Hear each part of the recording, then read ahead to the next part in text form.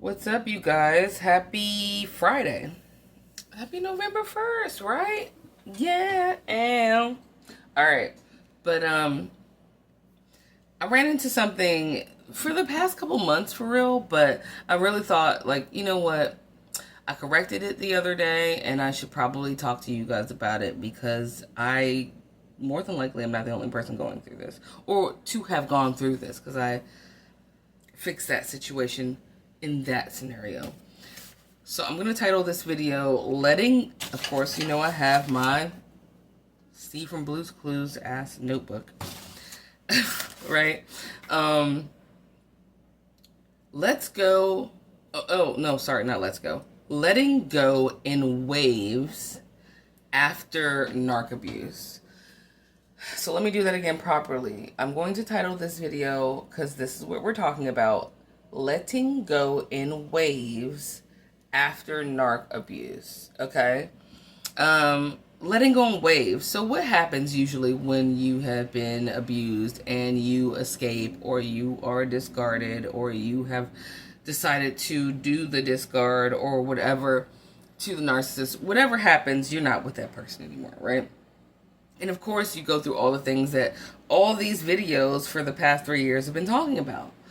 But what happens when it's been 1, 2, 3, 4, 5, 10, 12, 20 years and you are still ruminating, or you are still not completely through what happened?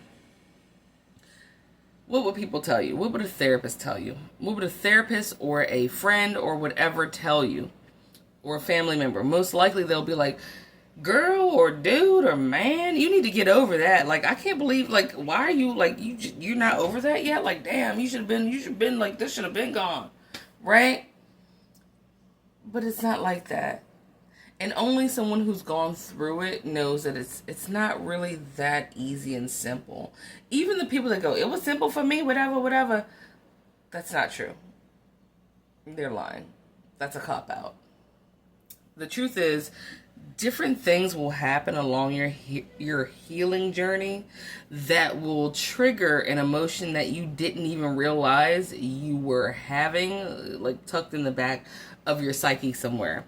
Tucked in the back here somewhere. There are going to be different occurrences that, and I'm not even talking about something big. I'm talking about, it could be like your everyday thing, where like when it happens to you though, it triggers a thought or an emotion regarding that narcissist that you didn't even realize you were hanging on to. What are those things, and how can that happen to you? I'll tell you mine, and it's just one of them, which I'm sure there are many more different ones.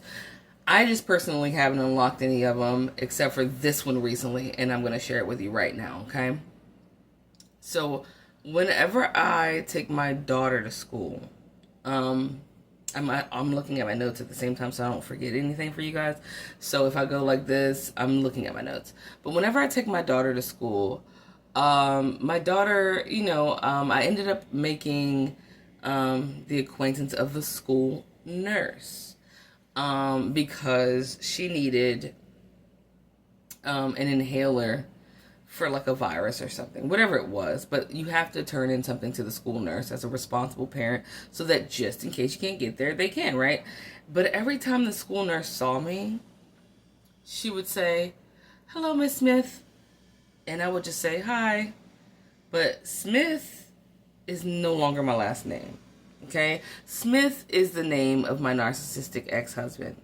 And I've already changed my name back, okay? Like, I've been changed my name back because I don't want to carry that name. But whenever she saw me, she doesn't know that. I don't talk to people about this shit. I mean, I talk to you guys, right? But I haven't, like, actively talked about this to people in my community like that, like at all. And so every time she saw me, just politely, she would be like, "Oh, well, have a great day, Miss Smith," or something, Miss Smith. And every time she said it, it was like, ugh, like a shot to the chest. Why was it a shot to the chest? Because it's a reminder of an abusive, failed marriage. And I took my marriage very seriously. So seriously that abuse lasted way longer than it should have, even though it never should have started in the first place. I know you know what I'm saying. So why didn't I correct her? Well, let's tackle that right now together. I believe that I didn't correct her, and this is about to be the realest shit you ever heard, at least in my videos, okay? Even though all of them are real.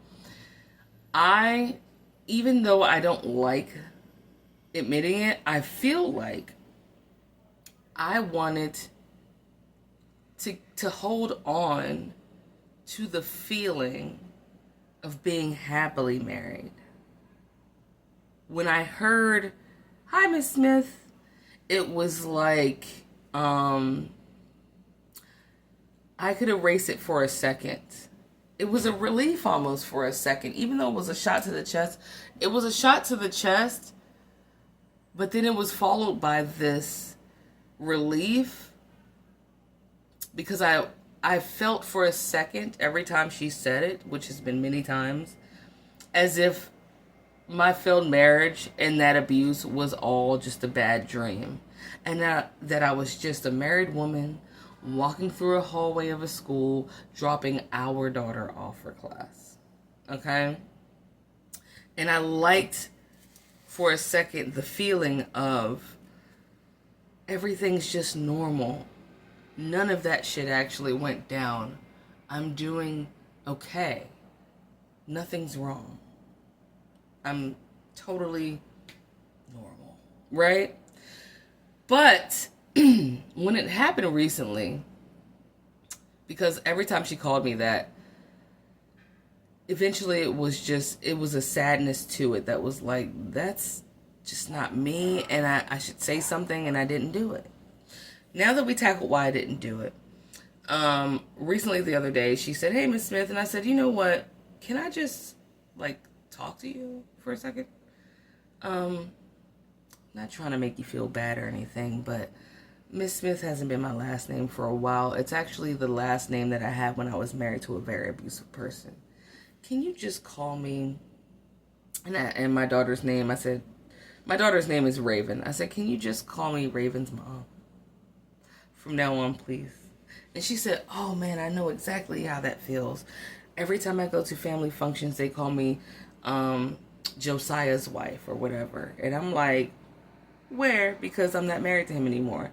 And I was like, I really appreciate it. And the fact that she just instantly respected that, then connected to me, and as I walked away with respect for her for instantly just getting it and being respectful of how I felt overwhelmed with sadness because it was me finally letting go of a weight that I have been hanging on to. And finally, also, it was finally, even though the divorce has happened, it's been 5 years, going on 6, whatever, it was that was the last thing that I had been holding on to from that scenario, from that marriage, was not correcting that one person over calling me my ex-husband's last name, right? It was literally the final nail in the casket that I should have buried a long time ago. I mean, completely in every single way, right? But with that sadness that came, much like a real funeral, it felt like the sadness wasn't just coming from me. It was literally it was just the feeling of a weight. The weight that a demon had left on me, that demon being my narcissistic ex-husband. It was like pulling a dark cloud out of my chest, off of my spirit, and just releasing it. Right? And as it passed by and through, I could feel for a brief moment the sadness that had been with it and attached to it, leaving my body and leaving my spirit and leaving my mind, right? And then later I just felt great. I was like, wow. You know what I mean? But in that moment, I felt some sort of way, bro. I did. I know this message is a little like not as fast or quick as like the other ones that I usually put up here, but someone else is going through that, and I just want to tell you, you again are not by yourself. No one can tell you how long it's gonna take. You might die an old ass man or woman, where like even in your old age, something will trigger you to that you didn't even realize you hadn't let go of. Because that abuse is that deep. It is life-changing deep, dude. You know what I mean? The only thing that's deeper than being abused by a narcissist is the ocean itself. Literally. Which is infinite. And so, when that cloud lifted off of me, it was like, I'm so proud of myself. It almost made me want to cry because, kind of like if you've ever seen, if you like anime, the movie by Hayao Miyazaki, Howl's Moving Castle. Anyway, just watch it. But if you watch it, there's a fireball called Calcifer that turns out to be Howl's heart. But when Howl's heart, it was kind of out of his body, but when they put it back in his body, he was like, oh my gosh, I feel like there's a huge weight on my chest, bro. You know? And the girl says, because a heart's a heavy burden, right? To carry. And it is. So it's like just the feeling of letting go and calling yourself back to you and actually dropping that weight that I didn't even realize I had was freeing. And it was just like, I don't really have a word for it right now. And sometimes, you guys, it might take for that narcissist to die. It could be your parent.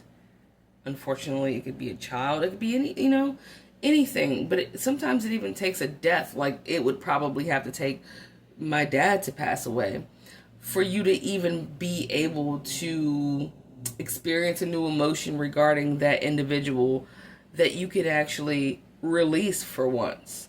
But while you are in recovery from this, right, you don't usually have the time that normal people out there that haven't been abused like that have in order to process all of your feelings, because usually they are stalking you or something. You have to clean up whatever it is, whatever mess they made as far as like emotionally, mentally. You're probably in therapy, you got work, you got kids, you got life, you got the bills, you got grocery, you got gas money, you have so many things to do that you don't have time. And by the time you realize that you never had time to sit down and even think about it, you'll be hit with something like this, which I got hit with, which was simply just the school nurse calling me by my old marital last name. Right? But I'm glad that I confronted her, because that's something that I probably wouldn't normally have done. And I'm glad that I did it respectfully, and I'm glad that I learned that she also knows the feeling. And all of those things came, to the forefront and to the surface so that I could clean those things up. So if anyone's telling you that you are taking too long to not think about something, fuck them. And not literally with your pants off. I mean, like, get out of Dodge, because it's simply not true. Anyway, I love you guys. Happy Friday. And I hope this helps somebody realize that it's okay to not even realize that you're broken in that area, and to fix it when it arises. And it's okay if it arises 5, 10, 15, 20 years from now.